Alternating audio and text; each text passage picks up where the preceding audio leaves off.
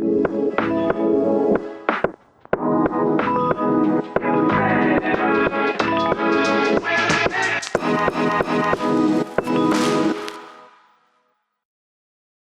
मैं हूं निर्देशक राव और एलिमेंट 3D की क्लास 2 में आपका स्वागत है। तो आज हम मटेरियल्स के बारे में डिस्कस करने वाले हैं। मटेरियल्स कैसे अप्लाई करने हैं वो सब देखने वाले हैं, उसकी प्रॉपर्टीज़ वगैरह देखने वाले हैं। तो चलिए बिना ज़्यादा समय लिए स्टार्ट करते हैं। सबसे पहले मैं प्रोजेक्ट विंडो पे जाके राइट क्लिक करूँगा, new composition, full HD size की मैंने कंपोजिशन बना ली। ओके, न्यू सॉलिड और इसका नाम वही E3D रख देते हैं एलिमेंट 3D के लिए। ये हमारी सॉलिड आ गई है। अब आप अगेन यहाँ पर इफेक्ट में जाकर के वीडियो को पायलट यहाँ से भी एलिमेंट लगा सकते हैं। मैं यहाँ पर कंट्रोल स्पेस प्रेस करूँगा क्योंकि मेरे पास FX कंसोल नाम की प्लगइन मैंने इंस्टॉल किया हुआ है स्क्रिप्ट। ये आपको वीडियो को पायलट की वेबसाइट पे फ्री मिल जाएगी। इसमें आप इस तरह से चीज़ों को बस टाइप करके यहाँ पर लगा सकते हैं। तो ये मैंने यहाँ पर इफेक्ट लगा लिया है। अब यहाँ सीन सेटअप पे हम क्लिक करते हैं, एलिमेंट 3D का सीन सेटअप यहाँ पर खुल जाएगा। तो लास्ट वीडियो के अंदर हमने पूरा डिस्कस किया था कि इंटरफेस कैसे काम करता है, कहाँ पर क्या चीज़ें एग्जिस्ट करती हैं और पैनल वगैरह कैसे आप सेट कर सकते हैं, रीसेट कर सकते हैं, ये सब चीज़ें आपको पता है। अब हम आगे बढ़ते हैं और एक मॉडल हम इंपोर्ट करते हैं। तो इंपोर्ट पे मैंने क्लिक किया और यहाँ पर मैं अपने मॉडल का पार्ट डाल देता हूँ। ये ब्रूस ली का एक मॉडल मैंने स्केचफैब से डाउनलोड किया है। जो भी चीज़ें यहाँ पर हैं मैं डिफ़ॉल्ट रखूँगा एंड ओके पे क्लिक करूँगा और इस तरह से यहाँ पर आप देख सकते हैं कि ये मॉडल मेरे पास आ गया है। तो ये स्केल काफ़ी बड़ा है इस मॉडल का। अब दो तीन ऑप्शन है मेरे पास, या तो मैं इसको यहाँ पर R प्रेस करके और स्केल करूँगा, ठीक है। ये ध्यान रखना है कि जब आप इस तरह स्केल कर रहे हैं तो गलती से जैसे यहाँ पर अगर मैंने ये XY प्लेन सिलेक्टेड और स्केल कर दिया तो ये स्क्यू हो जाएगा, टेढ़ा मेढ़ा स्केल हो जाएगा क्योंकि सिर्फ 2 एक्सिस के अंदर हुआ है, राइट। तो अगर आपको यहाँ से करना है तो ध्यान रखना कि ये सेंटर आपने पकड़ा हुआ, अनलेस एंड अनटिल आप चाहते हो जानबूझ के इसको किसी पर्टिकुलर एक एक्सिस में स्केल करना, इन दैट केस आप कर भी सकते हैं। दूसरी ऑप्शन ये है कि यहाँ पर जैसे मेरा मॉडल इधर है ब्रूस ली, इसको मैं सिलेक्ट करूँगा और यहाँ पर उसकी प्रॉपर्टीज़ आ जाएंगी। तो ये मैंने लास्ट टाइम भी आपको बताया था, ये बड़ी इंपॉर्टेंट बात है। अगर आपने ग्रुप को सिलेक्ट किया हुआ है तो ग्रुप की प्रॉपर्टीज़ यहाँ पर आ रही हैं। यहाँ पर आप स्केलिंग करेंगे तो कंप्लीट ग्रुप की स्केलिंग हो रही है। तो इसके अंदर और भी जो मॉडल होंगे, फॉर एग्जाम्पल मैं यहाँ पर एक क्रिएट कर लेता हूँ स्फीयर। ये स्फीयर जो है ये भी और ये ब्रूस ली, ये दोनों के दोनों इस ग्रुप में है। स्फीयर को मैं थोड़ा बड़ा कर देता हूँ। अगर मैंने ग्रुप सेलेक्ट किया हुआ था और यहाँ से मैं स्केल करता हूँ तो ये स्फीयर भी और ब्रूस ली भी दोनों स्केल हो जाएंगे। ग्रुप के अंदर जो भी चीज़ें हैं सब स्केल हो जाएंगी। अगर मुझे सिर्फ ब्रूस ली को करना है तो मैं ब्रूस ली को सिलेक्ट करूँगा, यहाँ पर लिखा हुआ है मॉडल जो है, और उसके बाद यहाँ से स्केल करूँगा तो सिर्फ ब्रूस ली स्केल होगा। तो ये बहुत ध्यान रखना है कि ये जो एडिट विंडो यहाँ पर एडिट लिखा हुआ है, ये इंस्पेक्टर विंडो की तरह काम करती है। ये वही चीज़ की प्रॉपर्टीज़ यहाँ पर दिखाएगी जो आपने सिलेक्ट किया। अगर ग्रुप सिलेक्ट किया है तो ग्रुप की, अगर मॉडल सेलेक्ट किया तो मॉडल की, और अगर खोल करके इसका मटेरियल सेलेक्ट किया तो ये मटेरियल की प्रॉपर्टीज आ गई नीचे, ठीक है। तो ये हमेशा ध्यान रखना है, यहाँ पर वो दिखेगा जो चीज़ सिलेक्टेड है, चाहे वो मटेरियल हो, चाहे वो मॉडल हो, चाहे वो ग्रुप हो। ओके, सो फिलहाल के लिए हम स्फीयर को डिलीट करते हैं। और अब सबसे पहली चीज़, ये मैंने ब्रूस ली का मॉडल सेलेक्ट किया हुआ है यहाँ पर, और मैं चाहता हूँ कि इसका स्केल जो है छोटा हो जाए। तो एक तो मैंने आपको बताया यहाँ से कर सकते हैं, दूसरा इसके नीचे यहाँ पर ऑप्शन है नॉर्मलाइज साइज़। इस पर जैसे आप क्लिक करेंगे तो ये एलिमेंट 3D का जो विंडो है उसके हिसाब से नॉर्मलाइज कर देगा। अब हम Z प्रेस करते हैं इसको जूम इन करने के लिए, और यहाँ पर हमारे पास ये मॉडल आ गया एलिमेंट 3D के वर्क स्पेस के हिसाब से अपने आप नॉर्मलाइज हो गया है। तो ये बड़ा हैंडी फीचर है क्योंकि कई बार मॉडल बड़े इंपोर्ट होते हैं, कई बार छोटे इंपोर्ट होते हैं।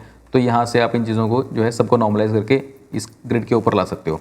अब यहाँ पर बाय डिफ़ॉल्ट मॉडल सेंटर आया है, जो मैंने इंपोर्ट कर प्रॉपर्टीज़ थी उसके अंदर इसको चेंज नहीं किया था, वहाँ पर भी मैं कर सकता था, बट मैं यहाँ पर भी राइट क्लिक करके अलाइनमेंट पे जाके फ्रॉम मॉडल करूँगा। उससे क्या होगा कि मेरा 3D स्पेस के अंदर जो मॉडल था, 3D जैसे माया से फाइल लेकर आके आया हूँ मैं, तो उसके अंदर जो है बॉटम के ऊपर था ये पिवेट इसका, तो यहाँ पर ये बॉटम पे आ गया।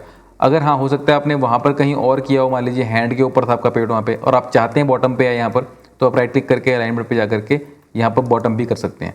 तो थोड़ा सा इसमें डिफरेंस है, ठीक है, उसका थोड़ा सा गलत था, तो मैं इसको बॉटम पे ही रख लेता हूँ। ये प्रॉपर बॉटम होगा, मॉडल सेंटर की बजाय, मॉडल से इंपोर्ट करने की बजाय मैं इसको खुद से यहाँ पर बॉटम पे मैंने लगा लिया। अब हमारा मॉडल यहाँ पर प्लेस हो गया है। इस मॉडल के ऊपर बाय डिफ़ॉल्ट ये मटेरियल लगा हुआ है, मैश नंबर समथिंग जो यहाँ पर लिखा हुआ है। ये नाम कहाँ से आया? ये मॉडल की जो मैश है वहाँ पर इसका नाम ये होगा 3D सॉफ्टवेयर के अंदर, तो वही नाम यहाँ मटेरियल बन करके आ जाता है। अब एलिमेंट 3D के अंदर जो भी मॉडल आप लेके आते हैं वो यहाँ पर उसके मटेरियल्स लगे आते हैं। तो अगर आपने वहाँ पे मान लीजिए इसका जो पैंट वाला हिस्सा है, जो ट्राउज़र है, वो अलग थी आपकी, और ये मैश में बाल अलग थे और बॉडी अलग थी, तो आपको अगर यहाँ पर तीनों को अलग अलग लेकर के आना है तो आप वहाँ पर मटेरियल सेट करोगे, तीनों पे अलग अलग मटेरियल लगाओगे अपने 3D सॉफ्टवेयर के अंदर। फिर यहाँ पे आपके 3 मटेरियल बन करके आते हैं जिनको आप यहाँ पर ऑन ऑफ कर सकते हैं सेपरेटली। अभी इस केस में सिंगल मटेरियल है, पूरी बॉडी के ऊपर एक ही चीज़ लगेगी, राइट। अगर आपको बालों का रंग अलग करना है, पैंट का रंग अलग करना है, तो इधर वो टेक्सचर के अंदर अलग अलग रंग होना चाहिए, या फिर आपको ये तीनों का अलग से मटेरियल बना करके वहाँ से 3D सॉफ्टवेयर से लाना है। बाकी अगर इन बातों से कन्फ्यूजन हो रही है अभी ज़्यादा सोचो मत। फिलहाल हम बस जो चीज़ें आज सीखने वाले हैं सिंपल, पहले हम मटेरियल के बारे में सीखेंगे, बेसिकली मटेरियल होता क्या है, कैसे काम करता है।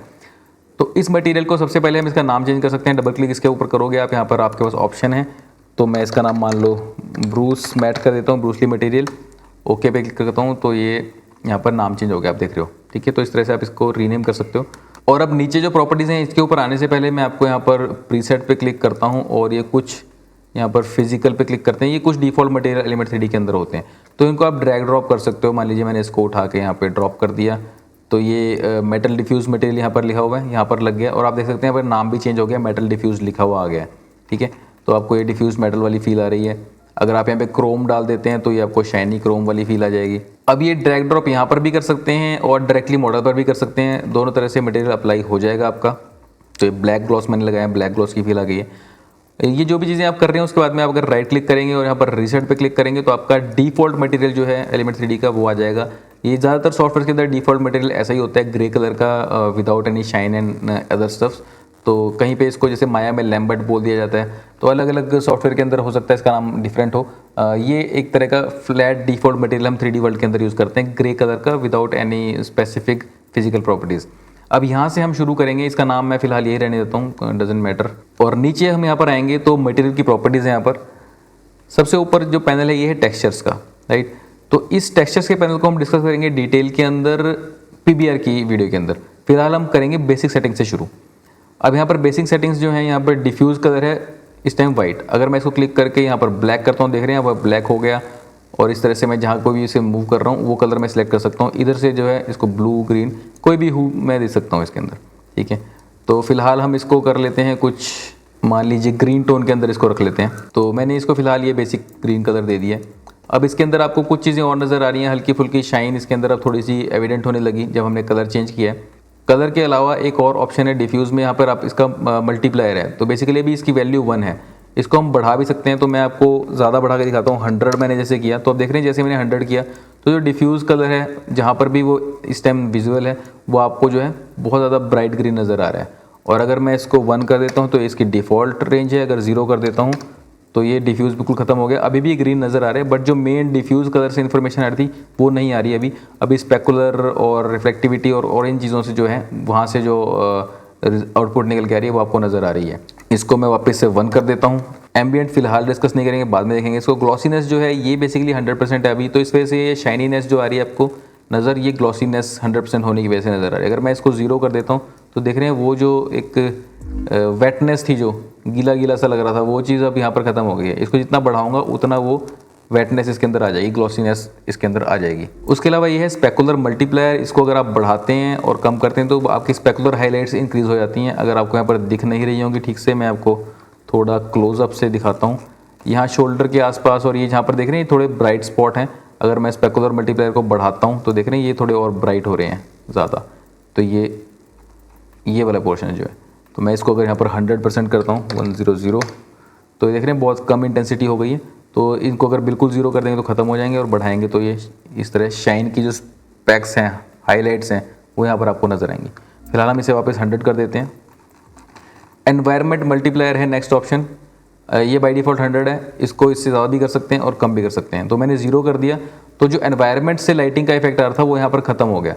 अब एनवायरनमेंट जो है यहाँ पर आप ऊपर लिखा है एनवायरनमेंट, यहाँ पर जाकर के आप चेंज भी कर सकते हैं इसको। बाय डिफ़ॉल्ट अभी ये लगा हुआ है, और यहाँ पर एनवायरनमेंट का जो इस बटन को अगर आप प्रेस करेंगे तो यहाँ पर देख भी सकते हैं एनवायरनमेंट ऐसा लगा हुआ है। तो अभी एनवायरनमेंट से लाइटिंग इन्फॉर्मेशन नहीं आ रही है। अगर मैं इसको 100 कर देता हूँ तो 100% इन्फॉर्मेशन आ रही है। अब आप देख रहे हैं यहाँ पर आपको पता लग रहा है कि यहाँ पर ब्राइट लाइट है तो उससे ये हाईलाइट यहाँ पर बन रही है, ठीक है। इधर भी ब्राइट लाइट है तो यहाँ पर ये वाला पोर्शन लिट है, और जैसे सामने की तरफ यहाँ पर डार्कनेस है तो यहाँ पर ये शेडोज़ आ रही हैं। तो इस एनवायरनमेंट की वजह से यहाँ पर लाइटिंग ये क्रिएट हो रही है, राइट। अगर मैं शिफ्ट प्रेस करके ऐसे लेफ्ट माउस बटन को ड्रैग करता हूँ तो इस तरह रोटेट कर सकता हूँ। तो जो मैं एनवायरनमेंट पीछे रोटेट कर रहा हूँ उसका इफेक्ट यहाँ पर भी हो रहा है, देख रहे हैं आप। तो एनवायरनमेंट के हिसाब से लाइटिंग चेंज हो रही है कैरेक्टर के ऊपर। अगर मैं डार्क पोर्शन को भी पीछे की तरफ ले जाता हूँ इसके, तो जो यहाँ पर इस तरफ में चला गया डार्क पोर्शन, तो यहाँ पर शेडो आने लग गई है, ठीक है। अब ब्राइट पोर्शन इधर आ गया तो इस तरफ से फ्रंट की तरफ से यहाँ पर लाइट आने लग गई है। इस तरह से आपका जो है एनवायरनमेंट यहाँ पर इफेक्ट करता है। अगर मैं एनवायरनमेंट चेंज कर देता हूँ, यहाँ पर मान लीजिए क्लिक करके मैं बेसिक 2 के ये वाला ले लेता हूँ। तो इस एनवायरनमेंट के हिसाब से जो लाइटिंग है वो यहाँ पर हो जाएगी। फिलहाल मैं एनवायरनमेंट को ऑफ कर देता हूँ यहाँ पर विजुअली, लेकिन यहाँ पर उसकी प्रॉपर्टीज़ जो है वो 100% है। इसको आप बढ़ा भी सकते हैं एग्जैक्टली जैसे मैंने कहा था, और कम भी कर सकते हैं। हम इसको भी अभी 100 ही रखते हैं। तो ये भी हमें क्लियर है एनवायरनमेंट मल्टीप्लायर क्या करता है। अब नेक्स्ट चीज़ जो है मज़े वाली वो है रिफ्लेक्टिविटी। यहाँ पर अभी बाई डिफ़ॉल्ट ये 0 है। अगर मैं इसको बढ़ाऊँगा, मैंने इसको 100 कर दिया, तो ये पूरा मेटेलिक हो गया आपका, ठीक है। जो इसके अंदर ग्रीनिश टोन आ रही है यहाँ पे, वो एनवायरनमेंट की वजह से आ रही है, क्योंकि हमारे एनवायरनमेंट के अंदर इस तरह से ग्रीन ब्लू जो है कलर की चीज़ें हैं। अगर मैं यहाँ पर एनवायरनमेंट जो है बेसिक 2K में जाकर डिफ़ॉल्ट कर देता हूँ, ये वाला इस तरह कर देता हूँ, तो आप देख रहे हो कलर इन्फॉर्मेशन चली गई। ये मैं आपको इसलिए दिखा रहा हूँ कि जब आप 100% कर दोगे रिफ्लेक्टिविटी, तो आपका जो डिफ्यूज़ कलर है वो खत्म हो जाएगा, क्योंकि सारे की सारी ही चीज़ रिफ्लेक्ट हो गई है। अगर आपको डिफ्यूज़ कलर की इन्फॉर्मेशन चाहिए तो आपको रिफ्लेक्टिविटी कम करनी पड़ेगी, और आपकी ऑब्वियसली उससे रिफ्लेक्शन कम हो जाएगी।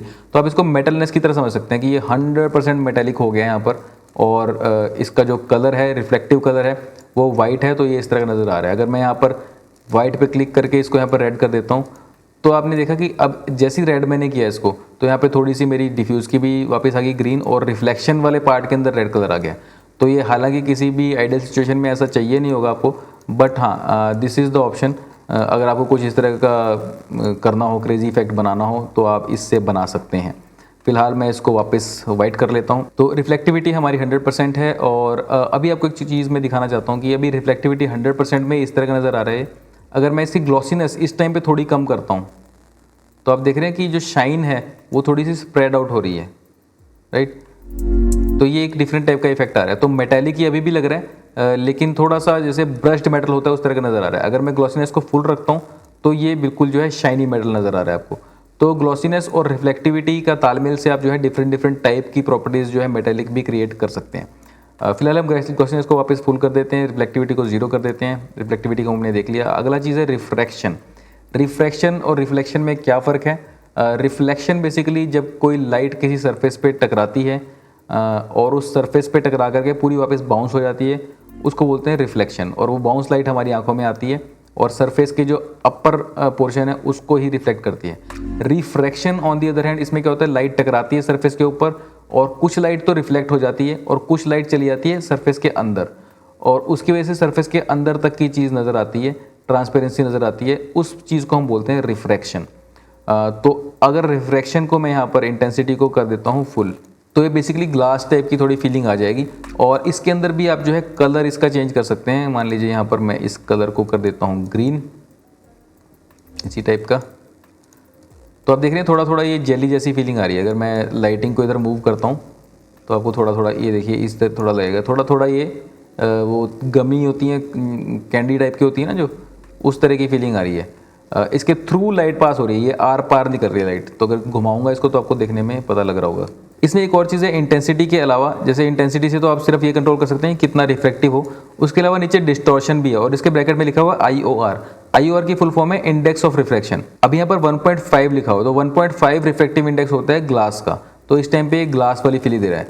अगर मैं यहाँ पर 1.33 कर देता हूँ, 1.33 होता है वाटर का। अब ये अगर ग्रीन कलर का वाटर हो तो इस टाइप की उसमें लुक एंड फील आएगी। इसको अगर मैं थोड़ा ब्लूइश टोन दे देता हूँ, थोड़ा वाइट के पास, तो ये अभी वाटर वाली रिफ्लेक्टिव इंडेक्स यहाँ पर शो कर रहा है, राइट। अगर उसके अलावा मैं इसको यहाँ पर 1.23 कर देता हूँ, 1.23 एक बहुत ही थिन फिल्म का रिफ्लेक्टिव इंडेक्स होता है। तो ये अलग अलग आप यहाँ पर चेंजेस करके अलग अलग टाइप की रिफ्लेक्शन क्रिएट कर सकते हैं। तो 1.5 में से कर देता हूँ ग्लास वाला, ठीक है। अगर मैं इसको आपको थोड़ा जैसे मूव करके दिखाता हूँ, ये देखिए अलग अलग रिफ्लेक्टिव इंडेक्स पे अलग अलग फील आते हैं। अगर मैं 0 कर दूंगा इसको बिल्कुल, तो ये काफ़ी ये वैक्सी टाइप का हो जाएगा, राइट। और इसके साथ में अगर मैं ग्लॉसीनेस को भी कम करता हूँ तो बिल्कुल आपको थोड़ी बहुत ये जैसे मोमबत्ती का वैक्स होता है ना, उस टाइप की फीलिंग आ रही है। देख रहे हैं आप, लाइट इस तरह से इसके अंदर पास हो रही है, इस तरह की जो है यहाँ पर मोम जैसी फीलिंग आ रही है, वैक्स जैसी। फिलहाल मैं वापस से ग्लॉसीनेस को बढ़ा देता हूँ और डिस्टॉर्शन को, इंडेक्स ऑफ रिफ्लेक्शन को 1.5 कर देता हूँ।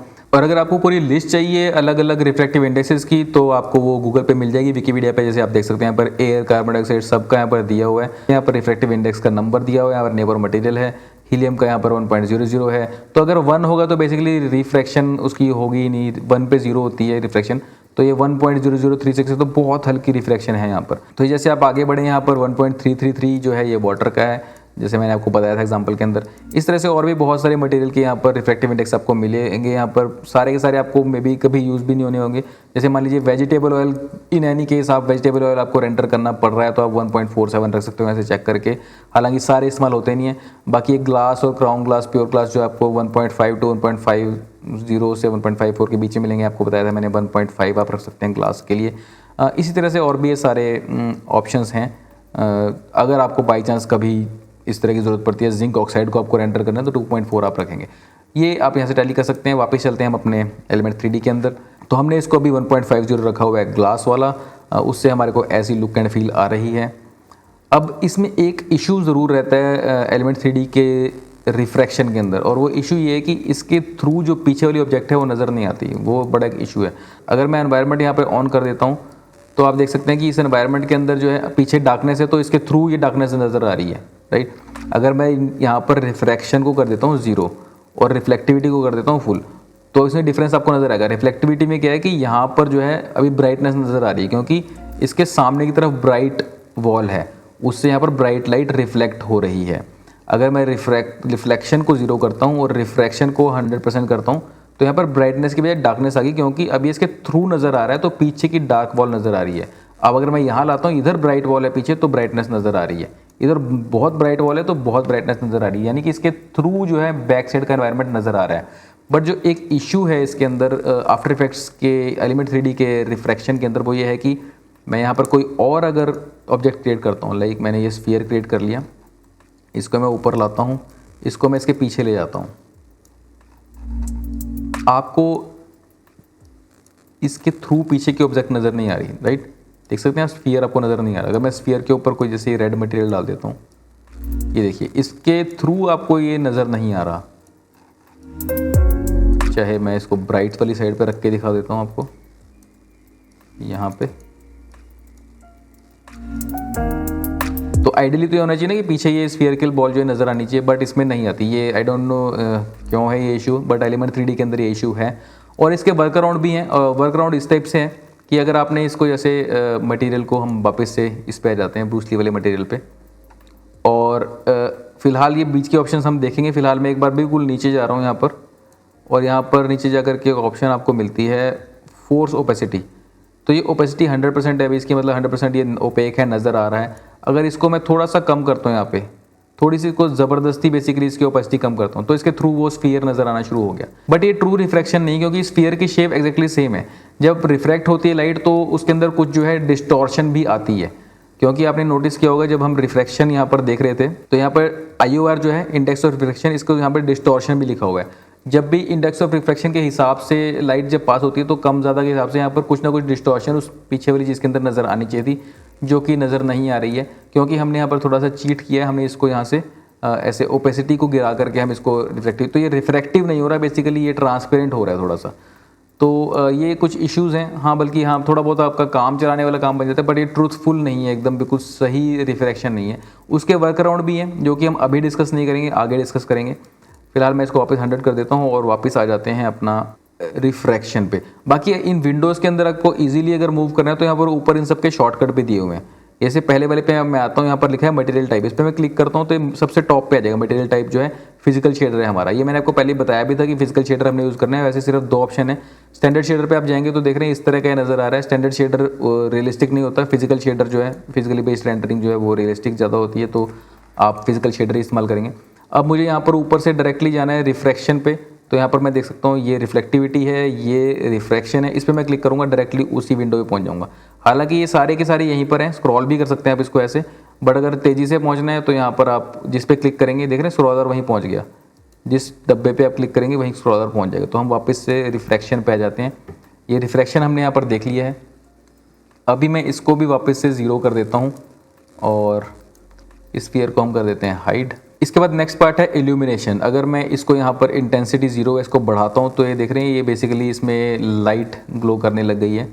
और इसका कलर आप यहाँ से चेंज कर सकते हैं लाइट का, जिस भी तरह का आपको रखना है, तो इस तरह का यहाँ पे फील आ जाएगा। अगर मैंने रेड कलर दे दिया इसको टोन, ठीक है, यहाँ से कोई भी आप किसी भी ह्यू में जा सकते हैं, ठीक है। तो किसी किसी के अंदर जैसे ग्रीन में बिल्कुल ही ये मैट लग रहा है, आपको बिल्कुल मैट नहीं है। अगर आप बहुत ध्यान से देखें यहाँ पर देख रहे हैं स्पेकुलरिटी है थोड़ी थोड़ी हाथ के ऊपर, तो अलग अलग कलर के हिसाब से थोड़ा सा अलग इसका इम्पैक्ट आएगा।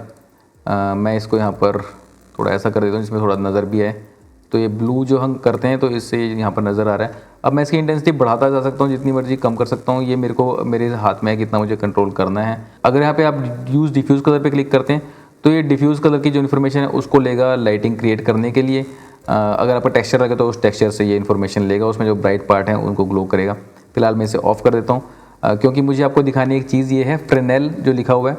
अब यहाँ पे स्पेलिंग है इसके FRESNEL। ये देखने में आपको लगता है फ्रेसनेल लिखा हुआ है, बट ये फ्रेसनेल नहीं है, इसको फ्रेनेल बोलते हैं। फ्रेनेल एक फिजिसिस्ट थे, मैं आपको दिखा देता हूँ यहाँ पर जो है ऑगस्टीन जॉन फ्रेनेल, ये एक फिजिसिस्ट थे, सिविल इंजीनियर थे। तो ये लाइट रिफ्रैक्शन और इल्यूमिनेशन इन चीज़ों के ऊपर इन्होंने काफ़ी काम किया है। तो इनके नाम पर फ्रेनेल लेंस भी है और ये फ्रेनेल नंबर भी है, ठीक है। और आप यहाँ पर अगर आपको डिटेल पढ़नी है तो इंजीनियरिंग पॉइंट ऑफ व्यू से आप पढ़ सकते हैं। Fresnel is a soft edge spotlight that offers more control over the angle of the beam than a flood light. तो आपके पास कंट्रोल्ड लाइटिंग अगर आपको करनी है तो आप फ्रेनेल से कर सकते हो। अब इससे होता क्या है वो आपको बताता हूँ साइंस को छोड़ करके। इसको अगर आप बढ़ाएंगे तो आप देख रहे हैं कि आउटलाइन जो है वहाँ पर ये ग्लो कलर आ रहा है। तो जब ये ज़ीरो था फ्रेनेल तो पूरे जो ऊपर ये ग्लो आ रहा है जो ब्लू कलर का है। जैसे ही मैंने इसको बढ़ाया तो सिर्फ अब आउटलाइंस के ऊपर एक ग्लो आ रहा है, सेंटर में नहीं आ रहा, ठीक है। और फ्रेनेल बायस क्या करता है, इस ग्लो को मैं कम करना चाहता हूँ, ये एज को थिकनेस को कम करना चाहता हूँ या बढ़ाना चाहता हूँ, मेरे कंट्रोल में है कि मैं कितने एरिया तक मैं एंगल चाहता हूँ लाइट का, बीम एंगल, ये पूरे को फिल कर दे या बिल्कुल एजेस तक लिमिटेड रहे, वो मेरे कंट्रोल में है। अब जिन लोगों ने मेरी हनुमान जी वाली वीडियो देखी है उसके अंदर मैंने इसी टाइप का कुछ किया था।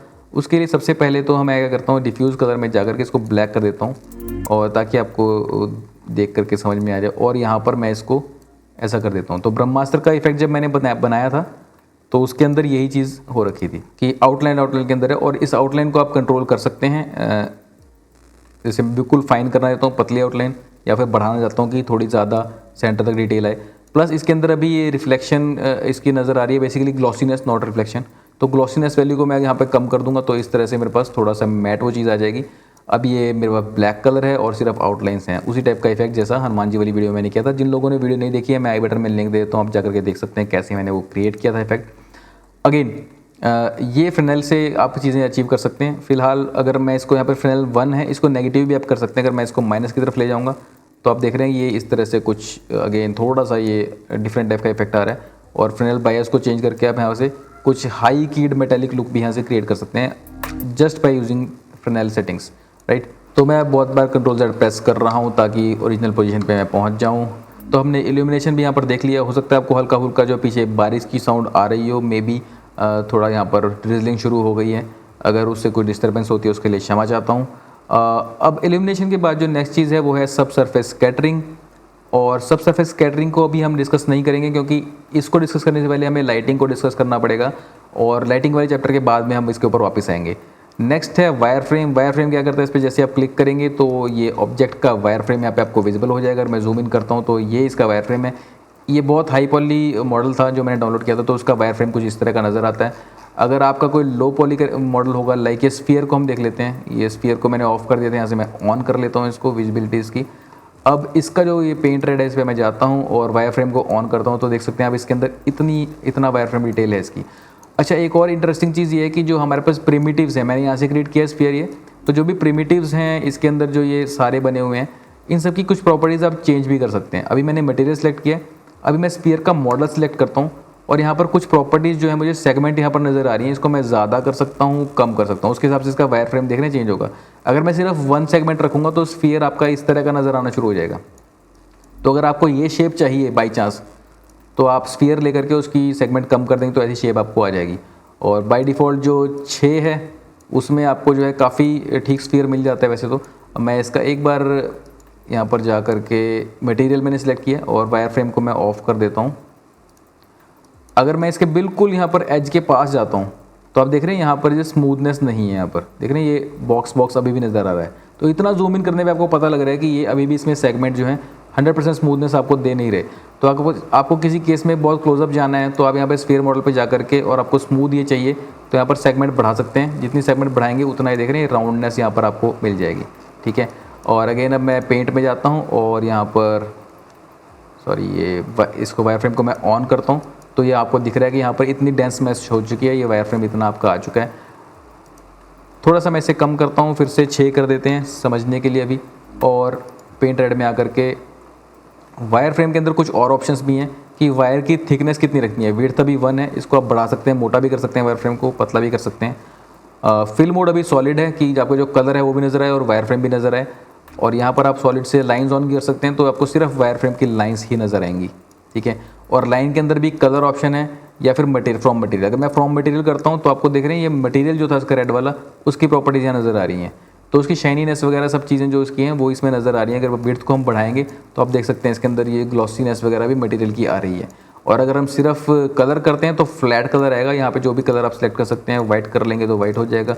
कोई भी कलर आप बेसिकली यहाँ पे सिलेक्ट कर सकते हैं, वही कलर आपका आ जाएगा। थोड़ी विड्थ इसकी मैं कम कर लेता हूँ इस जगह पर। एंड इसमें भी फ्रनेल की ऑप्शन है। अगर मैं इसके फ्रनेल को इस तरह से देखो बढ़ा रहा हूँ तो इसके अंदर जो ओरिजिनल इसका मटेरियल था वो सेंटर में नज़र आ रहा है। अब मैं फ्रनेल बायस को चेंज करता हूँ तो इस तरह से मैं कुछ इस टाइप का इफेक्ट अगर क्रिएट करना चाहता हूँ कि सिर्फ साइड्स में ग्लो रहे, सेंटर में ना रहे।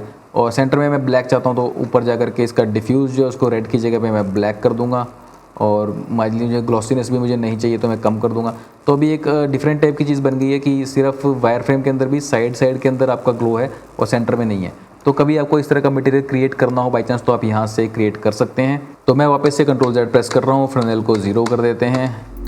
यहाँ पर जो ट्रांसफर मोड है मिक्स है बाय डिफ़ॉल्ट। अगर मैं इसको यहाँ पर स्क्रीन कर सकता हूँ या ऐड या मल्टीप्लाई, ये ट्रांसफर मोड हर जगह पर इसी तरह से काम करते हैं। मल्टीप्लाई में पीछे कलर भी नज़र आ गया, और अगर स्क्रीन किया था तो जो ब्राइट पार्ट नज़र आ रहे हैं तो वाइट ही हो गया ऑलमोस्ट सारा।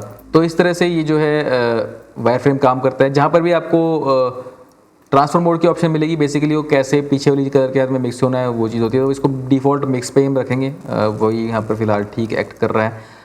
अगेन एडवांस में जाकर के ये ओवरऑल मटेरियल का ब्लेंड है। अभी मैं इसको तो बंद कर देता हूँ स्फीयर को, और वापस आ जाते हैं हम अपने ब्रूस ली वाले कैरेक्टर के ऊपर।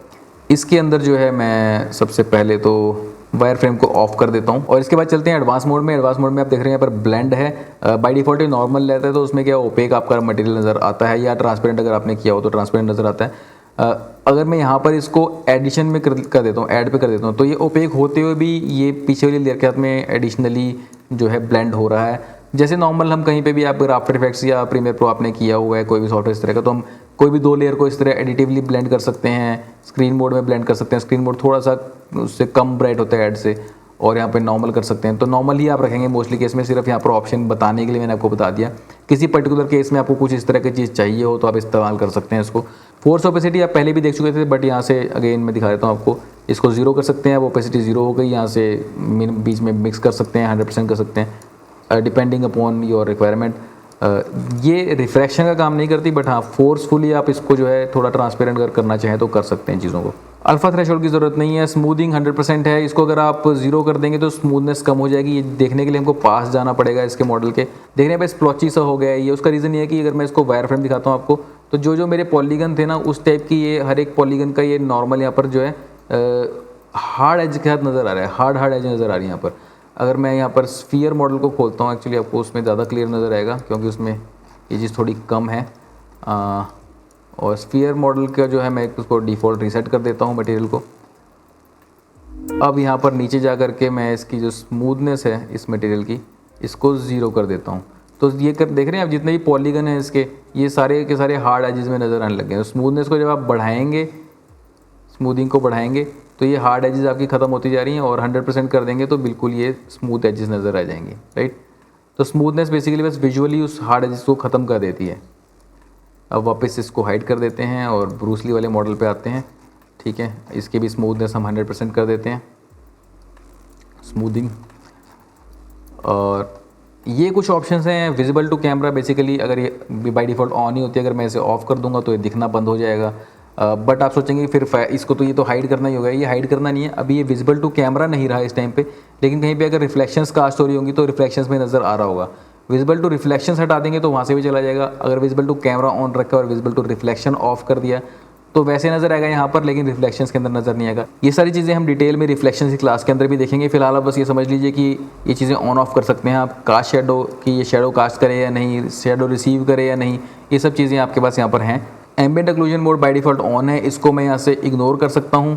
आपको कोई फ़र्क नज़र नहीं आया है, लेकिन उसको मैं बताता हूँ क्यों। क्योंकि यहाँ पे इस बटन पे आप क्लिक करेंगे तो ये show AO by default of होता है। इसे मैं एक बार ऑन कर देता हूँ। जैसे ही मैंने ऑन किया अभी कुछ नहीं हुआ। उसका रीज़न ये है क्योंकि मैंने एम्बेडेड ओक्लूजन को इग्नोर कर रखा है। अगर मैं इसको ऑन करूँगा तो आप देख रहे हैं यहाँ पर शेडोज़ यहाँ पर आ गई हैं। दोबारा आपको दिखाता हूँ, ये इग्नोर और ये ऑन, और तीसरी ऑप्शन है रिसीव RTAO। तो ये है रे ट्रेस्ड एम्बेडेड ओक्लूजन, ये तीसरी ऑप्शन। और फर्स्ट ऑप्शन में आपको खास फ़र्क पता नहीं लगेगा देखने में, दोनों में एम्बेडेड ओक्लूजन आपको नज़र आ रही है। इग्नोर कर देने पे ऑब्वियसली वो ऑफ हो जाएगी। तो मैं इसे ऑन करता हूँ, तो ये ऑन मैंने किया है, तो आपको यहाँ पर ये नज़र आ रहा है। तो अगर आपको ये ऑप्शन यहाँ से छेड़ रहे हो और नज़र नहीं आ रहा, उसका रीज़न ये होगा कि यहाँ से शो AO ऑफ है। ठीक है, फिलहाल मैं इसे ऑन ही रख लेता हूँ। अब AO अमाउंट जो है, AO basically embedded occlusion amount जो है, इसको आप बढ़ा सकते हैं, कम कर सकते हैं। एम्बेडेड ओक्लूजन होता क्या है, मैंने आपको शायद पहले भी ये बताया है किसी क्लास में। होता बेसिकली ये कि जहाँ पर ज्योमेट्री ज़्यादा कंडेंस होगी, बेसिकली अभी यहाँ पर लाइट गिर रही है इस पोर्शन पे, शोल्डर पे, और रिफ्लेक्ट होकर के लाइट पूरी वापस जा सकती है इवन सोर्स तक। तो यहाँ पे लाइट को रोकने वाली कोई चीज़ नहीं है, तो ये चीज़ के ऊपर यहाँ पर शेडो नहीं बनेगी एम्बेडेड ओक्लूजन की। जहाँ पे ऑक्लूड हो रही है लाइट, बेसिकली यहाँ पर लाइट जो गिर रही है वो जो रिफ्लेक्ट होकर के इसी जगह पे बार बार टकरा रही है इन ज्योमेट्रीज के अंदर, बार बार यहाँ पर कोलिजन हो रही है, क्योंकि बहुत सारी डेंस ज्योमेट्री है। यहाँ पर भी डेंस ज्योमेट्री है, तो लाइट जो यहाँ पर टकरा रही है वो सीधी स्पेस में रीच नहीं कर पा रही, वो यहाँ पर बहुत बाउंस हो रही है। तो उन जगह के ऊपर जो है डार्कनेस आ जाएगी, एम्बेडेड ओक्लूजन वहाँ पर ज़्यादा डार्क करेगी, और जो पोर्शंस पे लाइट टकरा के सीधा वापस स्पेस में जा सकती है वो पोर्शन को ब्राइट दिखाएगी। तो बस इतना आप समझ लीजिए। और इसकी इंटेंसिटी यहाँ से आप कम ज़्यादा कर सकते हैं। बाय डिफ़ॉल्ट ये 1 होती है, इसको वापस 1 पे हम ले आते हैं। Next thing is matte shadow. Matte shadow क्या करती है कि अगर मैट शेडो आप ऑन करेंगे तो सिर्फ शेडो आपकी नज़र आएंगी। मैंने ऑन किया इसको, आप देख सकते हैं ये जो है सिर्फ एम्बिएंट ओक्लूजन जो है वही नज़र आ रहा है। अगर आपका बाय डिफ़ॉल्ट एम्बिएंट ओक्लूजन यहाँ से ऑफ होगा तो आपको मैट शेडो ऑन करते ही पूरा मॉडल जो है आपका गायब हो जाएगा, राइट। क्योंकि अब इस टाइम पे कोई भी शेडो इस पर विजिबल नहीं है। शेडो विजिबल करते हैं शो AO से, तो ये शेडो या किसी और तरह की लाइट की शेडो वगैरह भी होंगी, वो आपने अगर ऑन की हुई है तो आपको विजिबल यहाँ पर हो जाएंगी। मैट शेडो क्या करता है, डिफ्यूज़ को जो बेसिकली मटेरियल है उसको ऑफ कर देता है। जो भी बस बॉडी के ऊपर शेडोज होती हैं सिर्फ उनको विजिबल करता है। तो ओनली शेडो पास है हमारा, सिर्फ शेडो नज़र आ रही है हमको। मैट शेडो को ऑफ कर देते हैं। इस तरह से मैट रिफ्लेक्शन है, सिर्फ रिफ्लेक्शंस के अंदर नज़र आएगा, बाकी में नहीं। तो ये जो चीज़ें हैं ये हम डिटेल में आगे आने वाली हैं सारी। तो अब अगेन यहाँ पर एक ऑप्शन है इनविजिबल टू AO ग्लो, इसको मैं जैसे ऑन करता हूँ तो ये एम्बिएंट ओक्लूजन हट गया है। ऐसे कोई ग्लो वगैरह भी होगा तो वो भी हट जाएगा। ग्लो अमाउंट से भी कुछ नहीं होगा क्योंकि ग्लो हमने ऑन नहीं किया हुआ, ये हम बाद में देखेंगे ग्लो वाली चीज़ भी। एनर्जी कंजर्वेशन की भी कभी देखने की जरूरत नहीं है। ड्रॉ बैक फेसेस, इसको अगर मैं यहाँ पे ऑन करता हूँ या ऑफ करता हूँ अभी कोई फ़र्क नहीं पड़ रहा। रीज़न बीइंग कि अभी जो भी हमारे मैश है इसके सारे पॉलीगन जो हैं वो उनके नॉर्मल ठीक हैं। अगर किसी के नॉर्मल फ्लिप्ड आ जाते हैं तब उससे फ़र्क पड़ता है। और वो फ्लिप कैसे कर सकते हैं आपको मैं बता देता हूँ। इसको समझने के लिए एक बार मैं वापस से मॉडल को सिलेक्ट करता हूँ। मॉडल की प्रॉपर्टीज़ के अंदर यहाँ पर आपको मिलेगा सरफेस ऑप्शन के अंदर नॉर्मल्स। तो नॉर्मल्स जो हैं ये बाय डिफ़ॉल्ट मॉडल से आते हैं, फ्रॉम मॉडल। आप ऑटो नॉर्मल भी कर सकते हो, अगर आपके मॉडल गलत आ गए हैं बाई चांस तो आप यहाँ से ऑटो नॉर्मल कर सकते हो, बट हम यहाँ पे फॉर्म मॉडल ही रखेंगे। इन्वर्ट नॉर्मल पे अगर मैं क्लिक करता हूँ तो आप देख रहे हैं एकदम से ये इसकी बैक सामने आ गई। बैक सामने नहीं है, ये बेसिकली बैक वहीं पर है। अब इसके थ्रू नज़र आना शुरू हो गया। जो सामने वाले फ्रेस हैं वो नज़र नहीं आ रहे क्योंकि वो अंदर की तरफ से नज़र आ रहे हैं। देख रहे हैं अंदर की तरफ से तो विजिबल हैं वो, बट बाहर की तरफ से वो नज़र नहीं आ रहे। इनके नॉर्मल अंदर की तरफ फ्लिप हो गए हैं। 3D में कोई भी पॉलीगन होता है जो वो एक तरफ से आपको नज़र आएगा और दूसरी तरफ से जो है वो इस तरह से हिडन नज़र आता है कई बार। अगर वो दूसरी तरफ से हिडन है उसको आपको ऑन करना है तो आप उसके मटेरियल में जा करके यहाँ पे ड्रॉ बैक फेसेस को क्लिक करेंगे तो वो ऑन हो जाएगा और आपको इस तरह से दूसरी साइड से भी नज़र आने लग जाएगा। अब ये अंदर से भी नज़र आ रहा है और बाहर से भी नज़र आ रहा है, राइट। अगर मैं ड्रॉ बैक फेसेस को ऑफ करता हूँ और वापस मॉडल पे जा करके इन्वर्ट नॉर्मल को भी वापस से नॉर्मल कर देता हूँ, अब ये बिल्कुल जैसे आया था उस तरह का हो गया। अगर मैं इसके अब थ्रू अंदर जाता हूँ यहाँ पर तो आप देख रहे हैं अंदर जाने पे मुझे इस तरह का नज़र आ रहा है, अंदर की तरफ से अभी नज़र नहीं आ रहे, ठीक है। अब इधर आकर के अगेन मटेरियल पे ड्रॉ बैक फेसेस ऑन करूँगा तो ये इंटरनल साइड से भी नज़र आना शुरू हो गया। तो एक तरफ से ही प्लेन नज़र आता है 3D में। किसी भी सॉफ्टवेयर के अंदर आप जाएंगे दो तरफ से अगर उसको देखना हो तो बैक फेसेस को ऑन करना पड़ता है, अदरवाइज बैक फेसेस ट्रांसपेरेंट रहते हैं। आई होप इससे आपको क्लैरिटी आ गई होगी। और टू साइडेड लाइटिंग जो है इसको भी समझने के लिए हमें वही करना होगा कि एक बार मैं वापस से जाके बैक फेसेस को इन्वर्ट करता हूँ। अब मैंने इन्वर्ट किया ब्लैक फेसेस को, लेकिन फिर भी ये नज़र आ रहा है। उसका रीज़न ये कि मैंने ऑन किए हुए हैं यहाँ से ब्लैक फेसेस। अगर मैं इसको ऑफ़ करता हूँ तो ये वो प्रॉब्लम जो है इन्वर्ट वाली नज़र आएगी आपको। तो मैंने ड्रॉ बैक फेसेस ऑन कर दिए।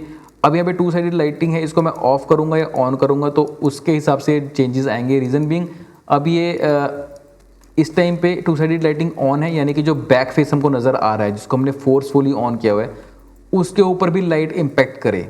अगर मैं टू साइडेड लाइटिंग को ऑफ कर देता हूँ तो ये सिर्फ इंटरनल जो है अंदर की तरफ वाला जो जो बेसिकली फ्रंट फेस है उसको लाइटिंग हिट कर रही है, और ये जो चीज़ है ये अब बैक फेस है सामने तो इसको लाइटिंग हिट नहीं कर रही है। हो सकता है ये सब चीज़ें आपके लिए बहुत कंफ्यूजिंग हो गई हो, बट ज़्यादा टेंशन नहीं लेने का, ये अपने को बस जिनको समझ में आ गया है ठीक है, अगर आपको थोड़ा बहुत भी समझ में आया बाकी ऊपर से निकल गया तो भी कोई बात नहीं है, इतनी ज़्यादा इंपॉर्टेंट भी चीज़ें नहीं है, इसके बिना भी ज़िंदगी में काम चल जाता है बहुत बढ़िया। बस मेरा कर्तव्य था आपको समझाना तो मैंने समझा दिया कि यहाँ पर टू साइडेड लाइटिंग आप ऑन रखेंगे तो आपकी जो है नॉर्मल वे में लाइटिंग बिहेव करेगी। इन एनी केस अगर आपके नॉर्मल फ्लिप्ड भी थे और आपने उनको ज़बरदस्ती ड्रॉप बैक फेसेस से ऑन किया है तो इसके नीचे कुछ नहीं है। ये इसके साथ हमारा मटेरियल्स का जो पार्ट है ये कंप्लीट हो गया है। तो मैं आपको एक छोटा सा एग्जांपल भी यहाँ देना चाहूँगा कि ये जो आपका मॉडल है ब्रूस ली का, मैं इसको यहाँ पर कंट्रोल डी प्रेस करके कॉपी कर लेता हूँ और यहाँ पर इस तरह से इसकी कॉपी निकाल लेता हूँ एक।